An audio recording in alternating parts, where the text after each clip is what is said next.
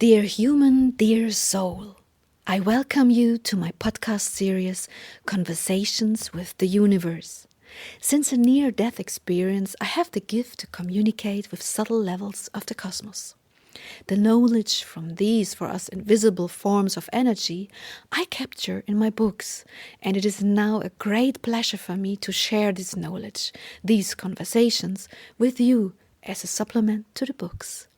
Please excuse me if the terms and articulations are not perfect. Our mother tongue is German, but we try to translate it to the best of our abilities. Thank you. Off to the next episode. Please speak, my dearest friend and teacher.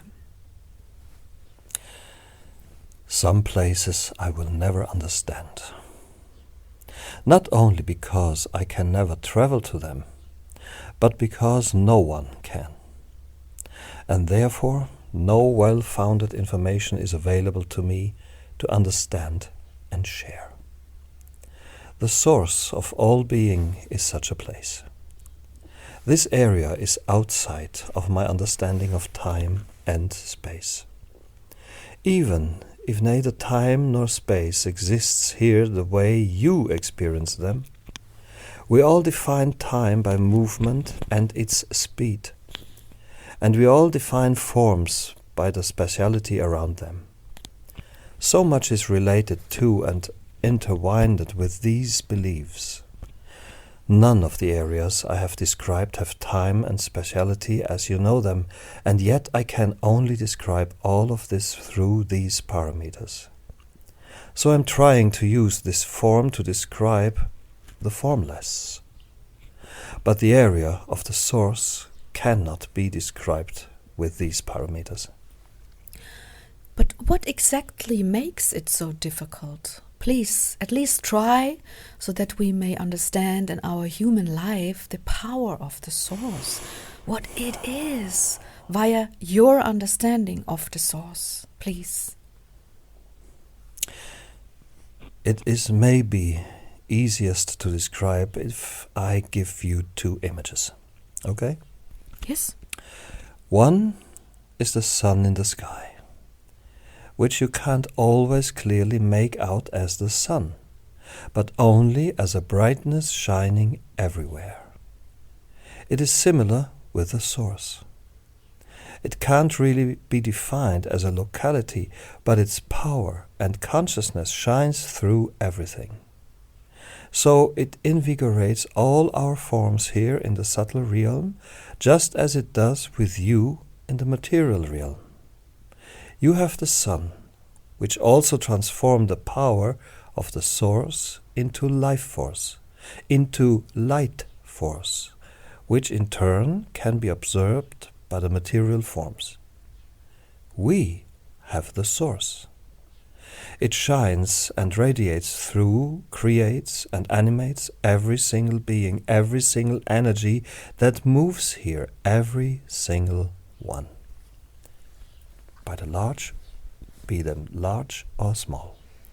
You are saying that in the ethereal world, the source energy permeates all entities, all individual energy. Yes. So the difference to the solar energetics, of which you have just spoken, is that the sun not only animates us humans who contain consciousness, but also, for example, plants which have no consciousness. Mm-hmm. So this transformation of source energy via the sun can also animate soulless energies in the gross matter, right?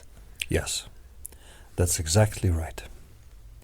Your sun transforms the power of the source into other forms of life force, which enable other forms without consciousness to exist. This is the basis for the diversity of your landscapes, plants, creatures, and animals. I would just like to point out that you taught me that soul energies, that is, individual energy fields with an individual consciousness, can incarnate only from a certain body size upwards. Mm-hmm. And you said this size is that of a mouse. From that size onwards, a soul energy can incarnate, but doesn't necessarily have to.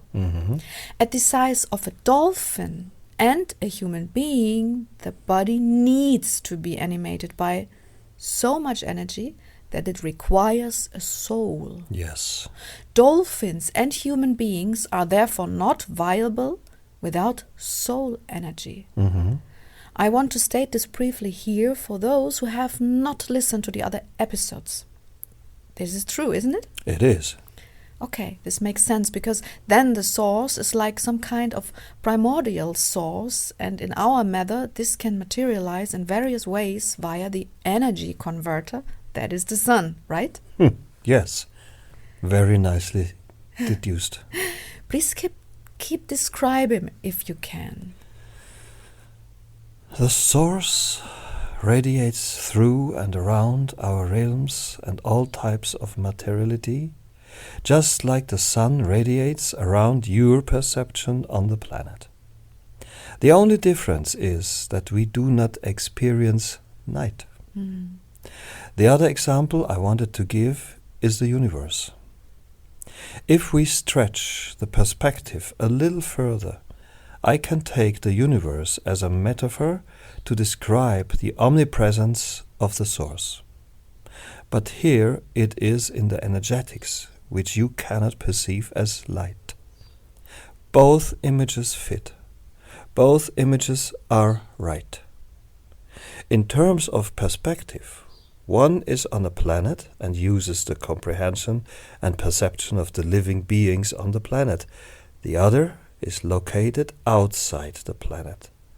But both images are true, because they always describe the big picture, which includes everything. But compared to your sun, the source knows no night, knows no break, knows no rest. All of which happens for all living beings on Earth because of the movement of the planet.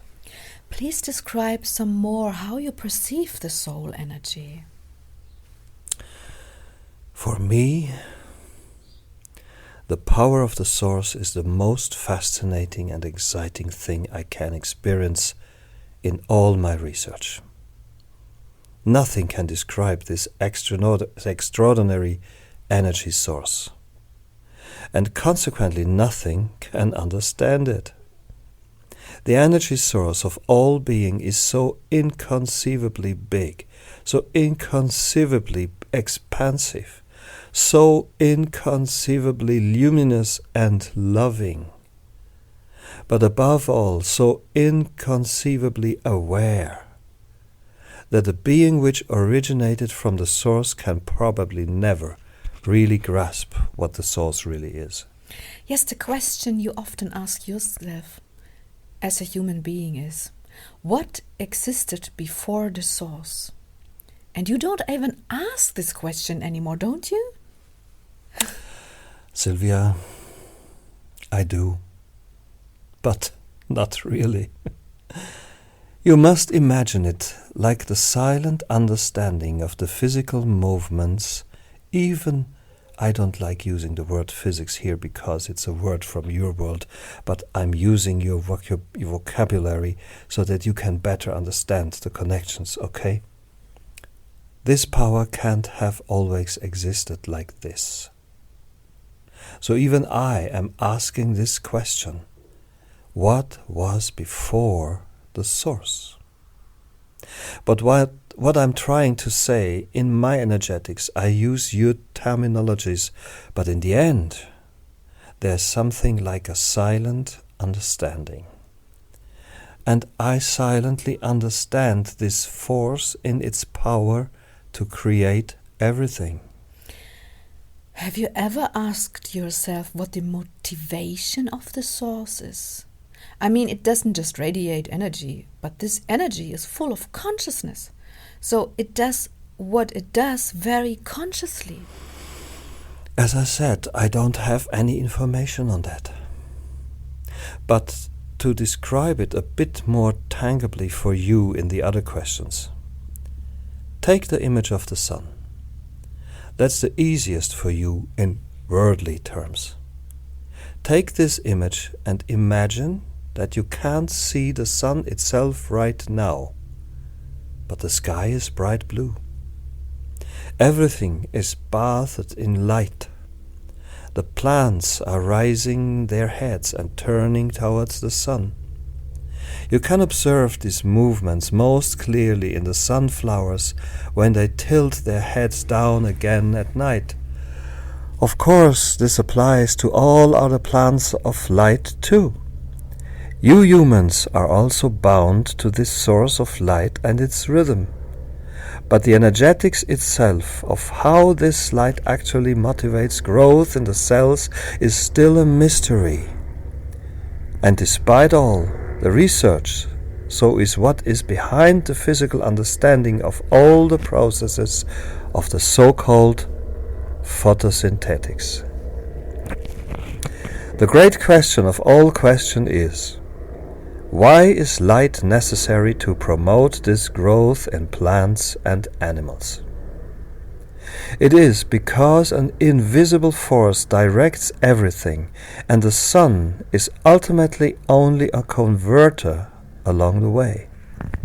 The source energy is the cause of all energy in the cosmos.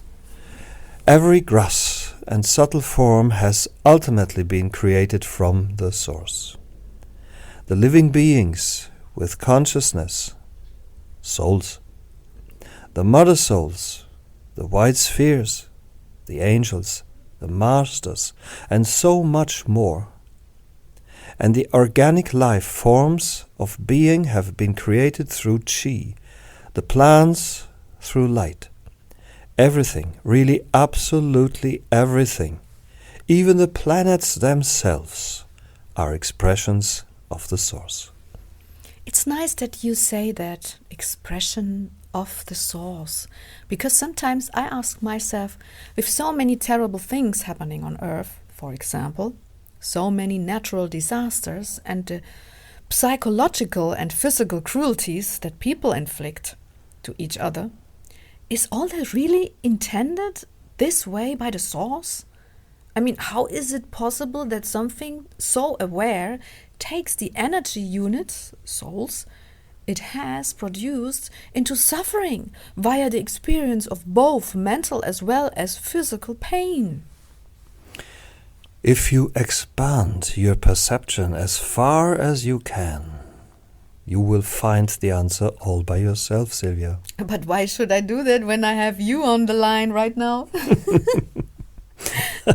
As you wish.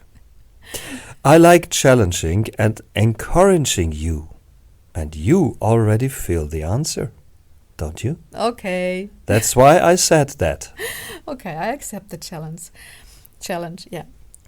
Part of the process of developing and growing is dying, the transformation of energies, and therefore suffering is also part of the process of development, of growing, right? Yes, that's absolutely right, my dear. In the cosmos, developing from matter always consists of energy transformation. So am I to assume that every experience of suffering is also an important part in the developmental process? Yes, unfortunately. This is the case. But all of this is like a huge set cycle in which every single one of the suffering souls, as you have just described them, has grown and learned through the experience of suffering. Unfortunately, growth does not only happen through you walking a path comfortably, but sometimes through experiencing unpleasant situations. So people should not consider this cycle, this way of being, something threatening or dangerous, but enjoy the moment all the more, while at the same time being aware of the fact that all of it could change anytime, for example, because of natural disasters. Yes. You're addressing something I keep stressing. Life is a gift. Life is the continuous call to yourself to grow, to develop, to expand. Unlike anywhere else, you are provided with different possibilities, chances, tools, and circumstances. Use them all. Yes, I understand. But now back to the source. Do you perceive some kind of light source in your plane that is stronger than the light of the source that surrounds and radiates through everything? Yes, there is this light source, which has a stronger effect on every level. This is ultimately also the connection of the levels to each other, if you have the perception for it. Perception is, of course, an indispensable prerequisite. You can imagine it like this. If you focus on it, there is one spot where you can perceive more strongly in each plane what the light is creating around it and within it. Ultimately, this is like your sun, which you can perceive on the horizon, sometimes more, sometimes less. But you described a dome when we spoke about the plane of the white spheres. Does this light source nevertheless exist there too? Yes, it's the same everywhere, dear. Everywhere. If you look for the source, you will find this spot. I found it everywhere, but only once I consciously directed my attention there. Before that, it is like the light in your sky, permanently present without you really having to see the sun. Quick question to get the picture right. When we look at the sky here, it's blue. Is it the same for you? No, my dear, of course not. But thank you for your question. It's always bright here, dear, just bright, with a whitish yellow hue. And the light source of the source is the brightest spot, not because it is whiter, but because it emits stronger light to the spot, right? Yes. Just as you know waterfalls, here you experience light falls. And that's the source. That is very interesting, because it ultimately provides a kind of locality in what is supposed to be description, a formless level. I'm trying hard to imagine this some more and to feel it too. Does the source, this light fall, move? Yes. And did you find out how? No. Frankly, I suspect, even though I don't like assumption, as you know, that all these perceptions of the movements of the lightfall and everything related to the source is really very, very, very related to one's perception. Maybe I'll manage to give you more accurate answers once I've trained my perception even more, but I doubt it.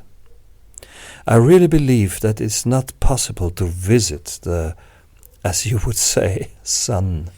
Yes, you said that beautifully. After all, you would burn to death, kind of. Do you have any information about what happens to a soul that desperately wants to return to the source? I mean, desperately wants to go there. There is no such urge here, dear. Everything is so connected to everything in joy and gratitude that this desire to separate from that which created and animates you does not materialize. I understand what you want to say. It's such a blissful feeling you have in the other planes that any urge, any desire for another state just doesn't exist, right? Right. I have noticed this in the course of all the many sessions I have done so far. A total feeling of abundance and fulfillment, just wonderful. And the souls feel this fulfillment, depending on their level of awareness and consciousness and their level of energy, of course. Can I picture the source as something that pulsates? No. Here on Earth, you sometimes direct your gaze towards the sun to meditate within with it. Do you do something similar? Worship the source, meditate with it, or speak to it? No. We are, if you like, in constant meditation. And we don't need to orient ourselves towards the source because it's there and because it's part of us. It is us and we are it. Yes, it's still fascinating. It would be so great to learn where the source came from, how it came to be, and generally how everything came to be. Look, on Earth they still propagate the theory of the Big Bang, which I don't share, by the way, because it comes from the perception of our dimensionality, and because it tries to describe something that is much bigger. But you cannot describe or investigate multi-dimensionality with three-dimensionality. You need more for that, just simply other tools. And the Big Bang Theory is cobbled together, calculated in a way that would make it fit. Well, this is only my theory and my feeling about it. But this is how people try to describe the beginning of all being of their position, for their perception. To try and to understand. You don't have this urge at all, don't you? I mean, to understand how and where the source of the subtle world is. No. See, that's really a challenge for me as a researcher, that you don't want to know in more detail where the source originates. I will just have to accept it. Yes. And please take this exercise of acceptance as an exercise of trust, too. It is what it is, and not all questions need to be responded to and answered. Sometimes accepting the fact, accepting what cannot be described, is also helpful. I know. It's a bit like describe awareness to me, describe love to me, describe consciousness to me. That just doesn't work either. It's similar, isn't it? Yes, it is. Both forces are, as you like to say, the elements of subtle being. Therefore, you can keep racking your brains about this, but deep inside, where you feel and where your soul resides, you have long since accepted that these are the subtle elements. Yes. Speaking of subtle elements, can't I add power as a subtle element to my definition of the cosmic elements? Or energy? Or can it only be one of those? Seeing as power is contained in energy? Please help me on that. Power for sure. It is the condition for energies to move. Energy is everything. I'm not sure if it is totally correct to describe energy as an element. I would advise against it. Love, awareness, and power are the tools of souls. That is, the tools of these energy fields. And light is part of this component, right? Right. Light is the expression of energy and its respective power. Yeah, okay, got that. Thank you. Back to the source. Is it your impression that the source always radiates the same way? Yes. Then this is where I would like to end my question time about this. I don't have any more questions for now. I'm sure 1 or 2 more questions will come up later, but as with all the levels and all areas that we travel through here and that you describe so beautifully. But for today, we'll close this episode. I thank you very much. Thank you. Love. Sylvia, my dear, just trust. Thank you. Thank you. Love.